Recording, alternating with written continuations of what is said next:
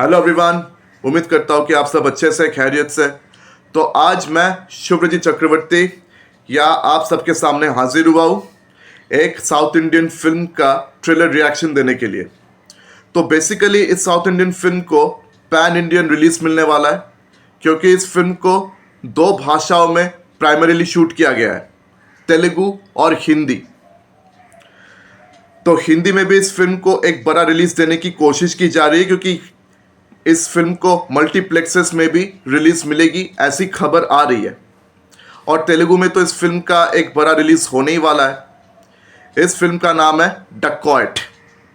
इस फिल्म के डायरेक्टर है शनिल देव और इस फिल्म के लीड एक्टर आप सब जानते हैं शेष अदीवी। तो शनिल देव और शेष अदीवी इससे पहले भी एक साथ कोलैबोरेट कर चुके हैं, लेकिन शनिल देव इससे पहले बतौर सिनेमाटोग्राफर और बतौर एक्टर काम कर चुके हैं। शेष अदीवी जी के जो अपने सिनेमा है शनम, गुडाचरी, एवरू, मेजर, ऐसी फिल्मों में शनिल देव ने एज ए सिनेमाटोग्राफर काम कर चुके हैं। और भी कई फिल्मों में शनिल देव ने सिनेमाटोग्राफर के तौर पर काम किया हुआ है जहाँ पर शेष अदीवी मौजूद नहीं है। तो शेष अदीवी ये एक बहुत ही जाने माने नाम है तेलुगु इंडस्ट्री में। ये मतलब एक पैरेलल एक्टर है। He is a sort of parallel actor in Telugu industry, क्योंकि तेलुगु इंडस्ट्री में ज़्यादातर मास कमर्शियल या मसाला फिल्में होती है। तो शेष अदीवी जिस तरह के अभिनेता है वो मास कमर्शियल या मसाला फिल्में तो नहीं करते, लेकिन हाँ ऐसी फिल्मों में वो बतौर एक्टर काम कर चुके हैं। लेकिन साइड रोल्स में उन्होंने काम किया।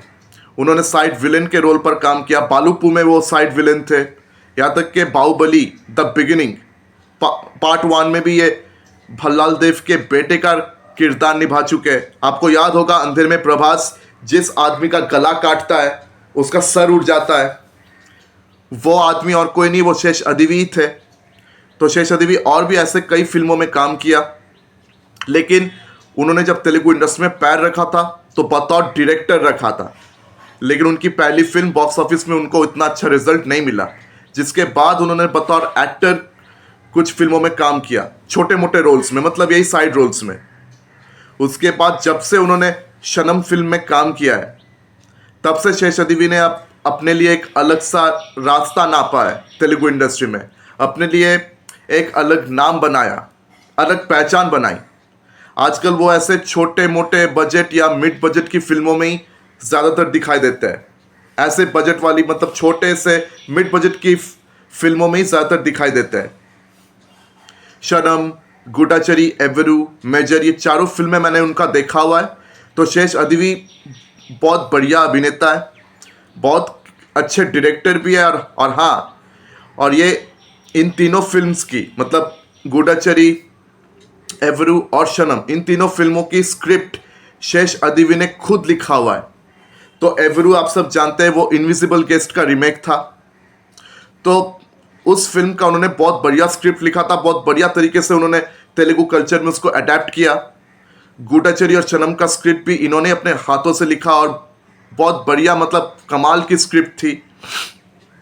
तो इनका स्क्रिप्ट सेंस, सिनेमैटिक सेंस कमाल का है और ये बहुत कमाल के अभिनेता है, लेकिन बहुत ही अंडररेटेड है, ये बात भी सही है।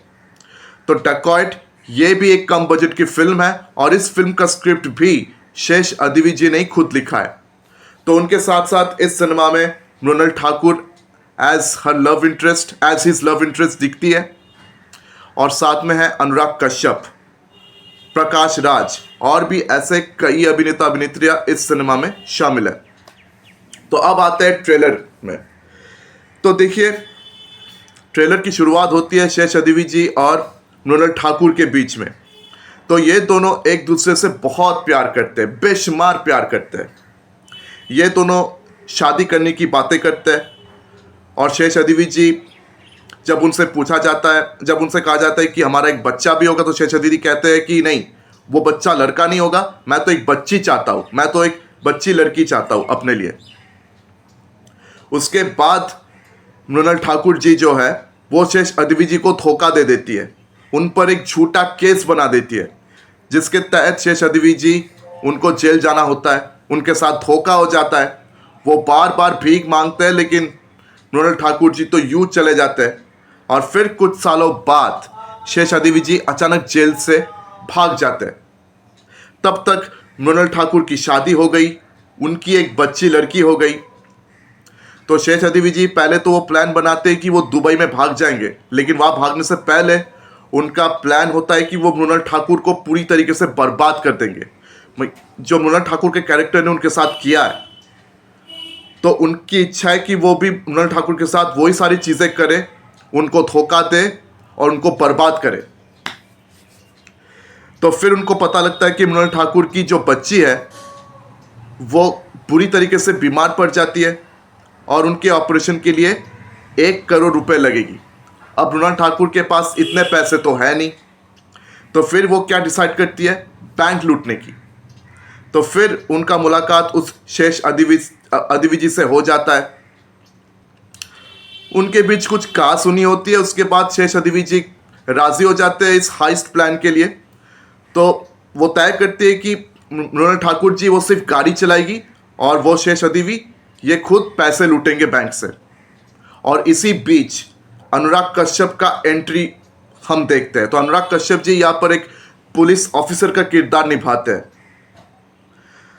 तो अनुराग कश्यप जी वैसे तो मतलब साउथ की जितनी फिल्मों में ये बतौर एक्टर काम कर चुके हैं, ये विलेन के रोल में ही ज़्यादा काम कर चुके हैं। मतलब ये बतौर विलेन ही काम करते हैं।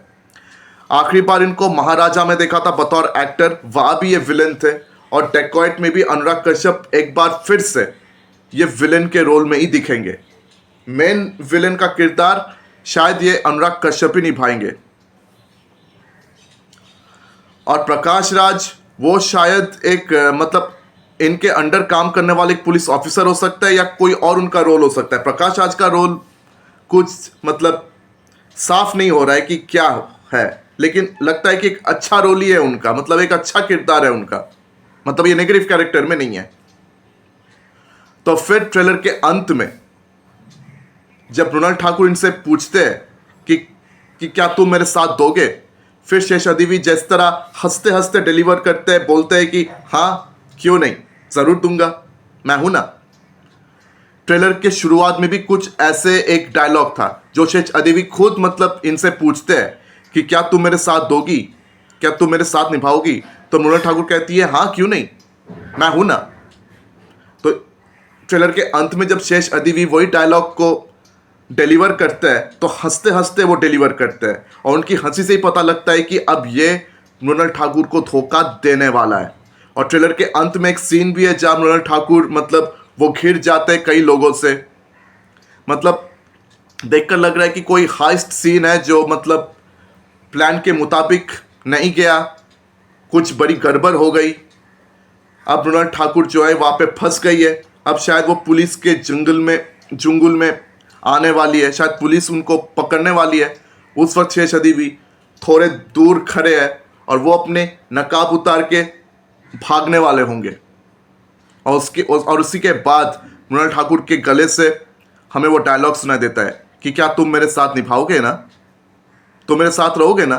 फिर शेषादेवी ऐसे हंसते हंसते कहते हैं हाँ मैं हूं ना। जिस तरह वो ये बोलते हैं ऐसा लगता है कि अब वो यहाँ अपना बदला पूरा करने वाले। तो डकैत इस फिल्म में एक हाइस्ट का एंगल तो है जो बहुत इंपॉर्टेंट, और साथ में मृणाल ठाकुर और शेषादेवी जी के बीच जो रोमांस है, शेषादेवी और मृणाल का जो रोमांस है उसका भी एक इंपॉर्टेंट एंगल है। और अब अनुराग कश्यप ये बीच में आ जाते हैं, तो इनके साथ शेषादेवी जी और मृणाल ठाकुर का टक्कर तो जोरों का होने वाला है। और इस फिल्म में एक आइटम सॉन्ग भी डाला गया है, जिस आइटम सॉन्ग में जोनीता गांधी ने खुद नाचा है। पहली बार आइटम डांसर के रोल में हम जोनीता गांधी को देख रहे हैं। उन्होंने गाने को गाया भी है और उनके साथ साथ पवन सिंह का भी इस गाने में एक स्पेशल अपीयरेंस हमें देखने को मिला है। शेषादेवी जी भी इस गाने में नाचते हैं, मतलब वही मेल डांसर होते हैं। और पवन सिंह भी बाद में आके उनके साथ मतलब गले मिलाते हैं, वो भी गाते हैं, नाचते हैं। तो लुक एंड फील देखकर लग रहा है कि शेषादेवी जी थोड़े बहुत कमर्शियलिस्टिक एलिमेंट्स यहाँ पर डालने की कोशिश की है। वैसे तो शेषादेवी जी अपने फिल्म में ज़्यादा कमर्शियलिस्टिक एलिमेंट्स को डालते नहीं है, मतलब ये मास कमर्शियलिस्टिक सिनेमा वैसे बनाते नहीं है।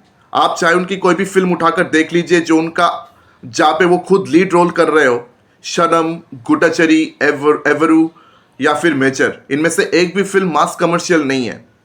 तो अब डेकॉइट में ये कोशिश कर रहे हैं कि कुछ मास एलिमेंट्स को डाला जाए, तो उन्होंने थोड़ा बहुत मास एलिमेंट्स यहाँ पर डाला है, क्योंकि आइटम सॉन्ग भी उन्होंने डाला, क्योंकि उनकी किसी फिल्म में आइटम सॉन्ग नहीं होता।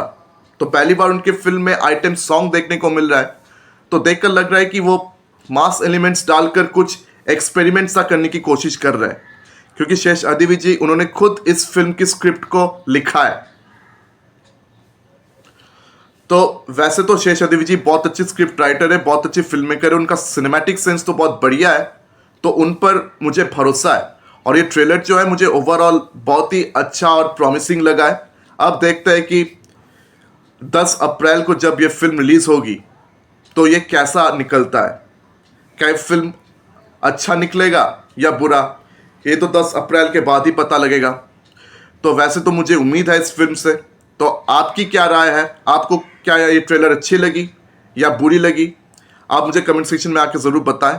और आपको इस फिल्म से कितनी उम्मीदें हैं, और शेष अदिति अभिनेता के तौर पर आपको कैसे लगता है? तो आप अपने सारे ऑनेस्ट ओपिनियंस जो है कमेंट सेक्शन में शेयर करना बिल्कुल भी मत भूलिए। और अगर मेरी वीडियो आप सबको पसंद आई हो तो मेरी वीडियो को लाइक करें, ज़्यादा से ज़्यादा शेयर करें, और मेरे चैनल को सब्सक्राइब करना बिल्कुल भी मत भूलिए। तो आज आप सबसे विदा ले रहे हैं, फिर मुलाकात होगी अगले वीडियो में। धन्यवाद।